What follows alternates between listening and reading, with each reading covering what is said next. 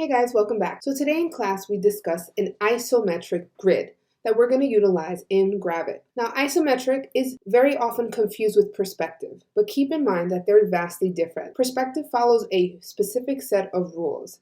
You can draw in 1, 2, and even 3-point perspective. With perspective, you have to have a horizon line, vanishing points, and orthogonal lines that go back to the vanishing point. And lines in perspective appear to converge or meet at these vanishing points. Isometric is very different. It has no perspective, really. You can take 3D objects drawn and kind of pull them just to give the illusion of depth, but they don't follow the rules of perspective. You can come up with some really beautiful works of art through isometric views, and we're going to practice using isometric views today in Gravit to create a floating island. So first things first, activate your Gravit file shared with you in Google Classroom.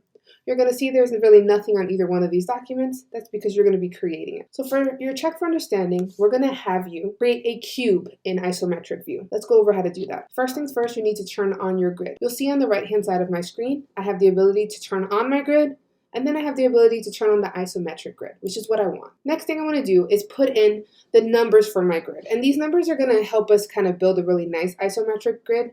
So we gave you a number of 20 in size, an angle of 20 degrees, and a second angle of -30 degrees. Once you have that, your grid should look something like this. The next thing you want to do is make sure you have your snapping guides on. Up here where your magnetic little symbol is, you have the option to snap to grid. And in this case, you really want it to snap to the grid so that all your lines match up with your isometric view. Now we're just going to make a cube. So cube would have 3 sides in this case. We're going to take our pen tool.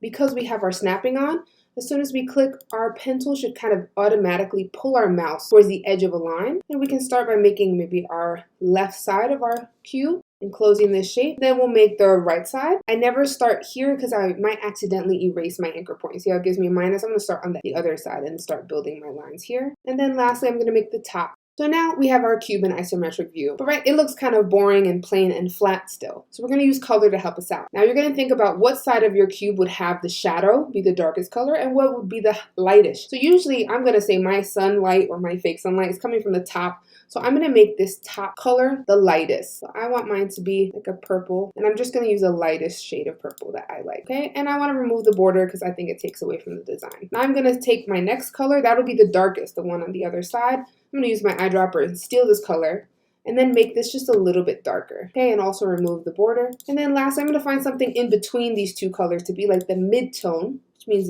the middle of the way, and find something just a hair or two darker than the top but lighter than the side, and remove the border here. And now I have a cube in isometric view, and the color really does help us know where our light source is coming from and give the illusion of depth. This is where you're going to do your first check-in for today. We want a screenshot, that way we can see that you are using the correct grid and that you've made a cube. Now once you're done with your cube, you're going to go to the main activity. The main chunk of our time today is over here on your pages called Floating Island. Now for this, you're really going to build Floating Island. We're going to start off with the sky for our floating island. We can use our pen tool again. The good thing is our document's already set up for us. Our grid is correct, right? Our sizing is correct. We don't have to do that again. And we're just going to make our sky. Now the shapes of these will be up to you. You can get as creative as you like. Just make sure they're all in isometric view, which means you're going to have multiple sides to things. And I'll show you what that looks like. So I'm going to build the base of what my sky is going to look like. Okay, and I'm going to choose a pretty color for my sky. I want it to be a gradient. Okay, when I'm happy with my color. Now I want to think about like depth and some more interest to this. So I'm going to take my pen tool and just add a little section here. So I'm going to draw a line going downward to create the left side, just like we did with the cube, right? We have a top, a left, and a right. We're going to do that for everything here. I'm going to steal this fill. I'm just going to make this a little darker. And then I'm going to draw the right side, the same idea. Pen tool. And this is my shadow, so this will be the darkest blue I have. And now it looks like I have something that has a little bit of height and depth. And that's my sky. Now I'm going to build my island. Same idea. Pen tool. Decide the shape and how large I want my island. I want my island to have multiple little islands on it, so I'm going to build a few different shapes. Now that I have my pieces of my island, I'm going to do the same thing, add some depth to the bottom by making a left side and a right side.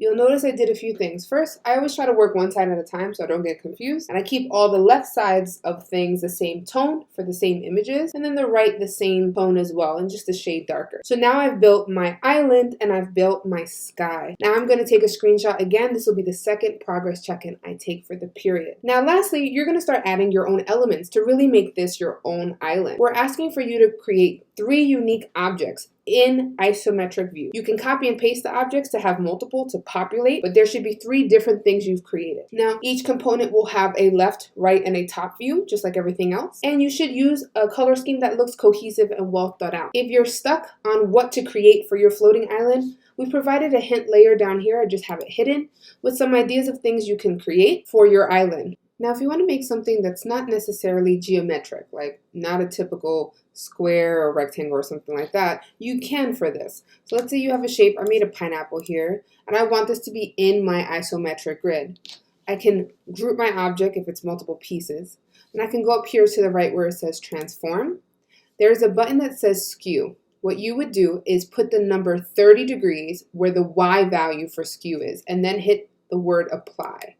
It should pull your object into the correct perspective, so it'll make sense for the scene. It will go right into your grid. Now, it does need a shadow on the other side, but that way you can have some more unique options for your floating island. If you'd like an opportunity for extra credit, you can work with someone else to share some of the assets, meaning some of the things you've built for your island with someone else. You can share your file by going to File, Share File, or you might see yours on the upper right-hand corner. When you do that, you have a few options for how you share your file. A developer is the one you want to set to, so that way the person you share the file with can access your file, save it to their own work, and edit it. If you share a file with someone, please be sure to let us know so we can give you extra credit. And make sure you communicate with your partner through Zoom, through the chat, or in a breakout room if that works better for you. We can't wait to see what you come up with. Get creative and really work with your isometric grid. Good luck.